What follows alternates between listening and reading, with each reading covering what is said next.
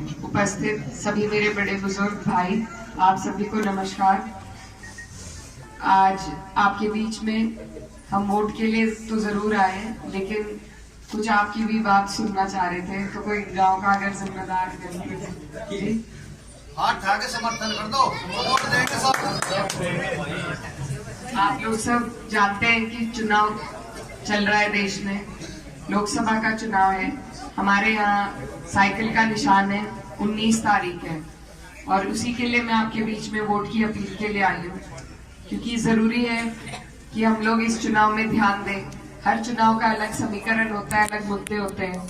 ये देश का चुनाव है, देश की जो नीतियां जो आपके जीवन पर प्रभाव डालती है वो तय करने का चुनाव है। तो इसमें आप सरकार बना भी सकते हैं और बदल भी सकते हैं, वो आपको चुनना है आप क्या करना चाहते हैं। और उसके लिए मैं बस आपको यही याद दिलाना चाहती हूँ कि पिछले 10 साल में हमारे यहाँ डबल इंजन का कार्यकाल रहा सरकारों का, और डबल इंजन आपने सबने देखा क्या लाभ आपको और हमें हुआ है, ये तो आप बेहतर जानते होंगे।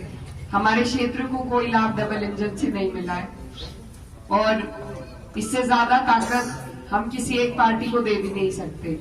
तो ये बहुत सुनहरा कार्यकाल उनके लिए था जिसमें वो पृष्ठभूमि बदल सकते थे हमारे ग्रामीण क्षेत्रों की।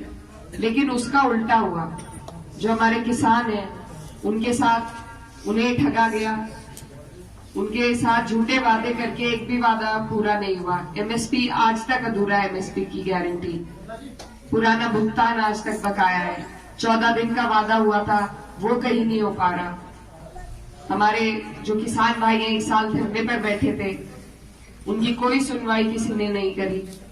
700 हमारे किसान भाई शहीद हुए, उनका किसी ने सुध नहीं लिया। कुछ को लखीमपुर खीरी में इन्हीं के मंत्री के बेटे ने बेरहमी से कुचला, लेकिन हमारे जो शीर्ष नेतृत्व है उनके मन से कोई मन की बात इनके लिए हुई नहीं। बाकी आप लोग सारे हालातों से वाकिफ हैं। युवा भाई हमारे यहाँ खड़े हैं, फौज की भर्ती होती थी अब अग्निवीर कर दिया है।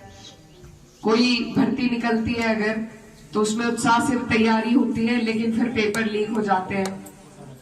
तो ये जो जनता को जो लाभ पहुंचाने का कार्य सरकार का होता है, उसमें एक भी वर्ग के लिए इन्होंने कुछ नहीं किया। किसी को छोटा व्यापारी है वो परेशान है, जो आम जनता है वो परेशान है। सिलेंडर के दाम कहां से कहां पहुंच गए, हमारी माँ बहनों का जो किचन का बजट था वो सारा बिगड़ गया। तो ये जो हालात हमारे और आपके हैं, इनमें सुधार के लिए कोई व्यवस्था अगर इतनी बिगड़ जाए तो उसमें सुधार लाने के लिए बदलाव करना जरूरी है, और ये चुनाव बदलाव का है। पूरे देश में बदलाव का भाव चल रहा है। यहाँ पर इन्होंने 400 पार का नारा दिया है, लेकिन 400 पार का नारा सिर्फ बहकावा है। धरातल पर उसमें कोई भी सच्चाई नहीं है। आप अपने क्षेत्र में देख लीजिए, तो ये सिर्फ बहकावा है, क्योंकि मीडिया इनके कब्जे में है। और अगर 400 पार जैसा ये कह रहे हैं तो फिर ये इलेक्शन नहीं कराया करेंगे, फिर ये पूरी तानाशाही पे आ जाएंगे, फिर ये सिलेक्शन किया करेंगे, और आपको और हमें अखबारों के न्यूज के माध्यम से पता चल जाएगा कि अब हमारा जनप्रतिनिधि ये है और अब ये है। तो अपनी आवाज अगर हमें जिंदा रखनी है, हमें इस लायक रहना है कि हम हमारे साथ कुछ अगर गलत हो रहा है तो हम उसके खिलाफ आवाज उठा सकें। तो उसके लिए जरूरी है कि हम लोग इंडिया गठबंधन का साथ दें, इंडिया गठबंधन के हाथ को मजबूत करें। यहाँ आज हमारे जितने भी प्रोग्राम लग रहे हैं, ये गंगो विधानसभा है, हमारे माननीय सांसद जी यहाँ से 2 बार विधायक रहे और अब मौजूदा सांसद हैं।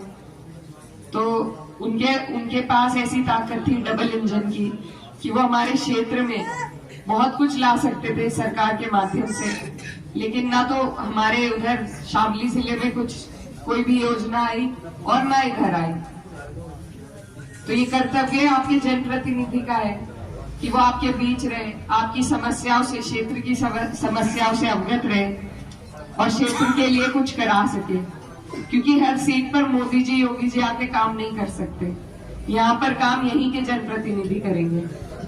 तो उन्हीं का ये चयन है। जब तक हमारे यहाँ के जनप्रतिनिधि हमारे बीच में नहीं रहेंगे, हमारी परेशानियों को नहीं जानेंगे, उनका निस्तारण नहीं कराएंगे, तो वो फिर कितनी बड़ी सरकार हो, उसका कोई लाभ आप तक हम तक नहीं पहुंचा पाएंगे। और यही हुआ है हमारे क्षेत्र में, कम से कम पिछले 5 साल में। तो आप लोग सारी बातों से वाकिफ हैं, आप सब समझते हैं।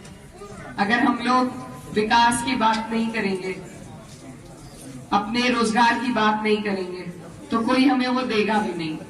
तो इसलिए आप सबसे मेरा अनुरोध है कि ये चुनाव बहुत महत्वपूर्ण है। आप सब यहाँ बुद्धिजीवी लोग मौजूद हैं। इस चुनाव में आपके सहयोग की जरूरत है।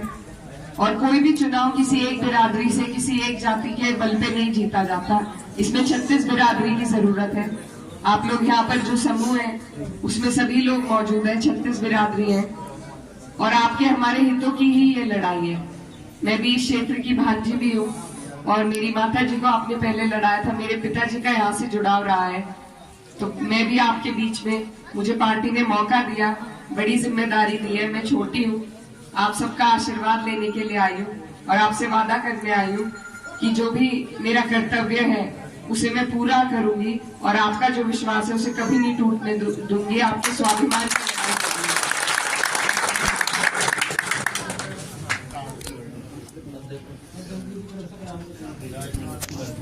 इकरार